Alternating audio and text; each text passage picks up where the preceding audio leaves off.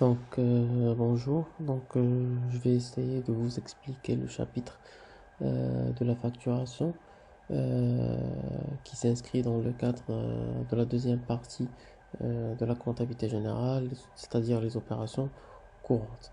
Donc, euh, je commence. Qu'est-ce qu'une facture? La facture est un document comptable.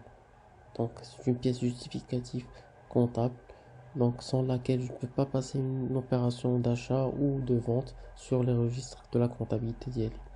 Donc, une facture, c'est un document qui est établi au titre des opérations d'achat ou de vente. Il atteste aussi la créance d'un créancier envers son débiteur, c'est-à-dire que le fournisseur, il a une créance envers son client, ou bien le client, il atteste par laquelle qu'il doit un montant à verser à son fournisseur.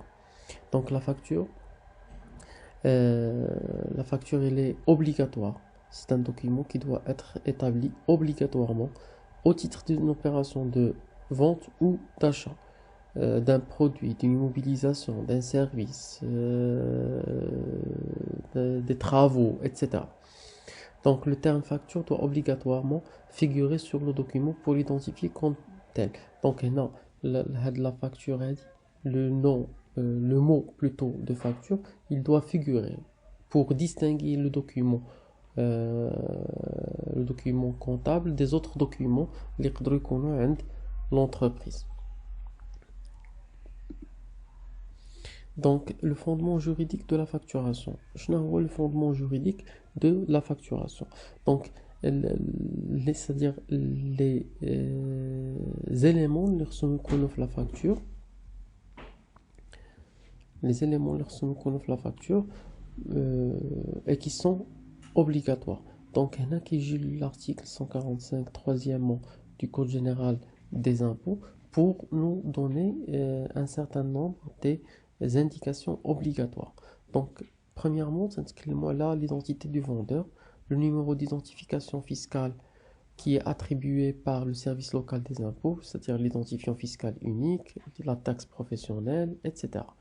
Donc, on a la date de l'opération qui est intéressante pour attacher la facture à l'exercice comptable concerné.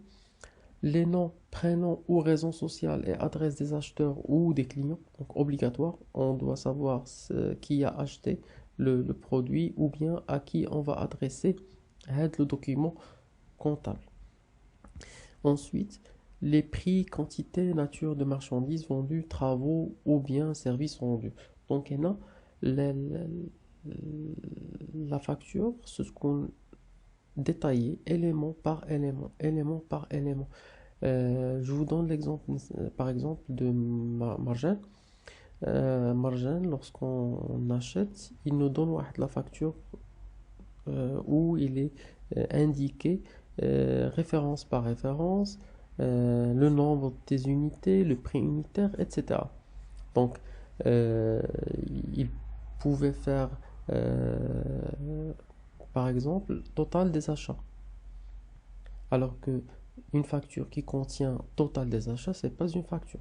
Donc, obligatoirement, il doit mentionner qu'est-ce que j'ai acheté, élément par élément, unité par unité, prix unitaire par prix unitaire, et finalement, il va euh, mettre le total des achats. Et d'une manière distincte, le montant de la TVA, c'est-à-dire le montant de la taxe sur la valeur ajoutée. Ensuite, les références et les modes de paiement. Est-ce que j'ai payé par espèce? Est-ce que j'ai payé par chèque? Est-ce que j'ai payé par des effets de commerce qu'on va voir dans un chapitre suivant, etc. Donc, il faut mentionner, ou bien par carte bancaire, ou bien par ordre de virement. Donc, il y en a plusieurs euh, façons pour payer. Donc, il faut mentionner sur la facture le mode de paiement. Et tout autre renseignement prescrit par les dispositions légales. Donc, euh, pour la facturation, on a deux éléments on a des éléments qui viennent en addition, et on a des éléments qui viennent en réduction, c'est-à-dire qu'on déroule le moins, l'autre qu'on déroule un plus, et les autres qu'on déroule des moins. Donc pour les réductions à caractère commercial, elle a trois éléments. Elle a la remise, le rabais et la ristourne. La réduction remise, elle est accordée en fonction de la régularité du client et de l'importance de l'achat effectué.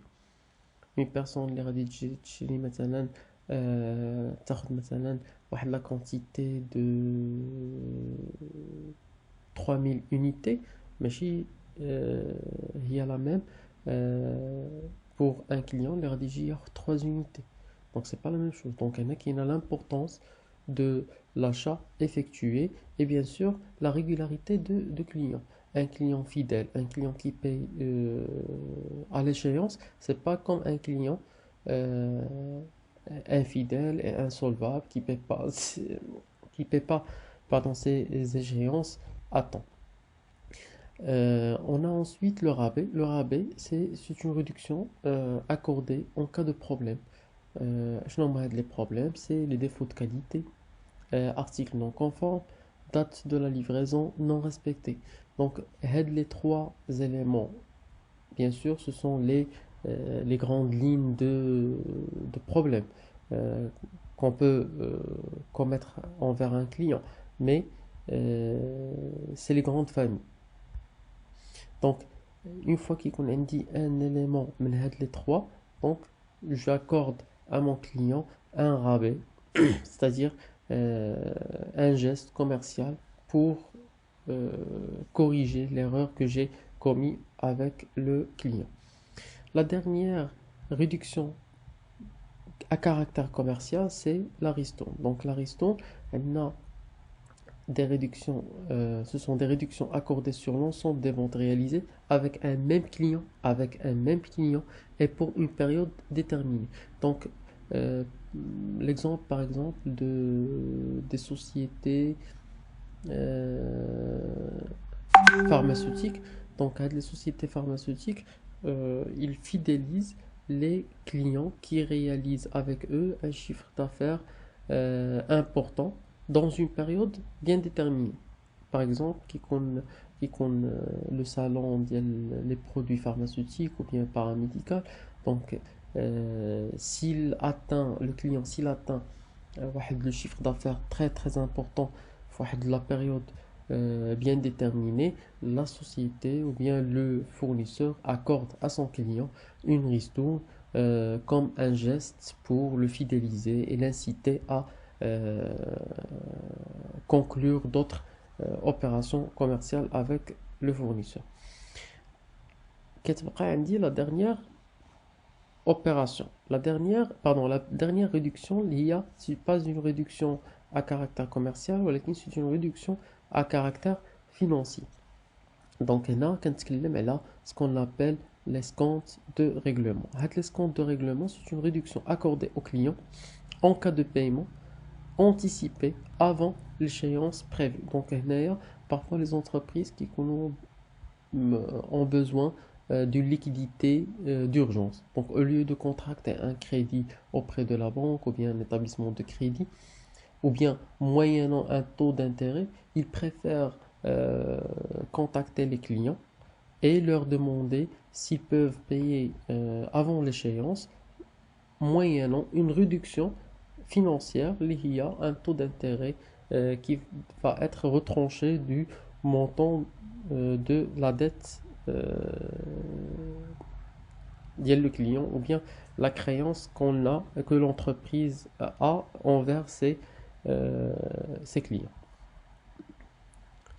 Donc les règles de comptabilisation, donc les règles de comptabilisation, c'est-à-dire les éléments qui doivent apparaître la comptabilisation ou bien qui doivent pas apparaître. Donc il y en a qui juger les factures. On dit la facture doit, la facture avoir. La facture doit établie lors de l'achat ou de la vente. La facture avoir, elle est établie lorsqu'il y a un retour de marchandises ou bien une réduction après l'achat ou la vente. من بعد la comptabilisation. Donc quand la TVA n'est pas récupérable, donc au titre de toute opération, s'il est soumis au régime de la TVA et on a une TVA enregistrée sur la facture, donc qu'est-ce que la TVA elle est claire, quand vous avez l'écriture comptable comme il faut, il n'y a pas de souci. Qu'est-ce qu'on a? La TVA n'est pas récupérable, donc je considère le montant TTC ou le montant de l'achat. Donc je passe pas par vente de marchandises, pardon, achat de marchandises et ta TVA récupérable. Si cette TVA récupérable n'est pas récupérable, donc le montant de l'achat avec le montant TTC, c'est-à-dire le montant hors taxe plus la TTC quand vous offre l'achat de marchandises ou bien achat matière et fourniture ou ce que vous voulez. Pour les 3 R, les 3 R, ce sont les rabais, remises, ristournes, ne sont jamais comptabilisés lorsqu'ils figurent sur la facture d'oie. C'est-à-dire la facture initiale, de l'opération de la vente ou l'achat, s'ils figurent la facture, donc ils ne sont pas comptabilisés. Je comptabilise le dernier net commercial. Par contre, s'il figure une facture à voir, comptabilisé. Les réductions commerciales se calculent en cascade, c'est-à-dire élément par élément.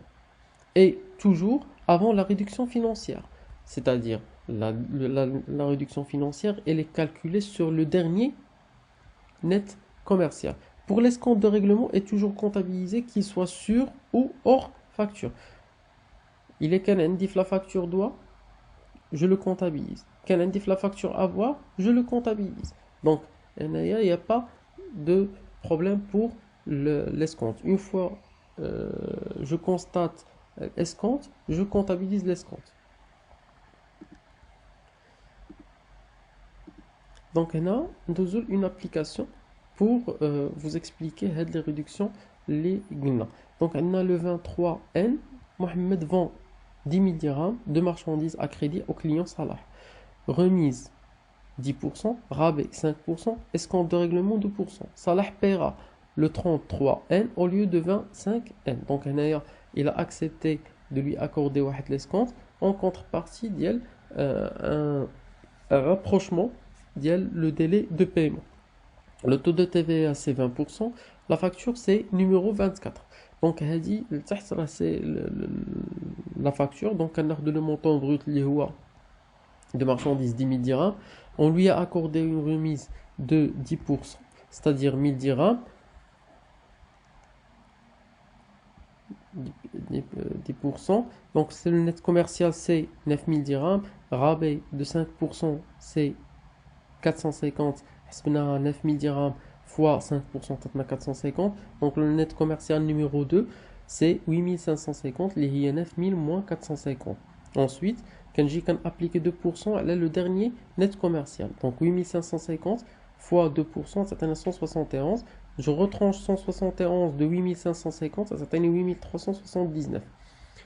Le dernier net financier, j'applique la TVL, il y a 20%, ça atteint 1675,80, ou le net à payer, c'est-à-dire ce que doit le client à son fournisseur, c'est 10 054,80. Donc, ici, la présentation prend fin. Donc, si vous avez des questions, n'hésitez pas à les poser.